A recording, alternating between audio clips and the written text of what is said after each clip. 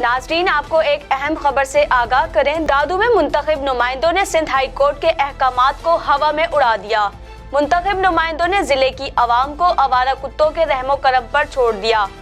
शहर में आवारा कुत्तों की भरमार, शहर और गिरदोनवा में जगह कसीदगी के वाकयात थम न सके। दूसरी जानिब तहसील जोही के नवा इलाके काछू में 4 बच्चों समेत 14 अफराद पर आवारा कुत्तों का हमला।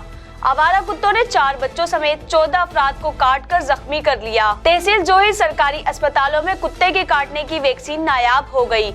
जोही के एमएस ने 30 किलोमीटर दूर फाही पांदी में क्लिनिक लगा दी। अस्पताल से अमला गायब। जख्मियों को डीएचक्यू अस्पताल मुंतकिल किया गया और वैक्सीन भी की गई। जख्मियों में 12 साला मोहसिन, 5 साला सदीर बब्बर, अली नवाज, अब्दुल्ला मस्तूरी समेत दीगर शामिल हैं। जख्मियों में बच्चे, बुजुर्ग और खवातीन भी शामिल हैं। कुत्तों के काटने के वाकयात जिला भर के मुख्तलिफ इलाकों में हुए हैं। अस्पताल इंतजामिया का कहना है कि कुत्तों के काटने के वाकयात जिला भर के मुख्तलिफ इलाकों में हुए हैं। जिले भर में एक हफ्ते के दौरान 80 से ज्यादा अफराद को आवारा कुत्तों ने काट लिया है।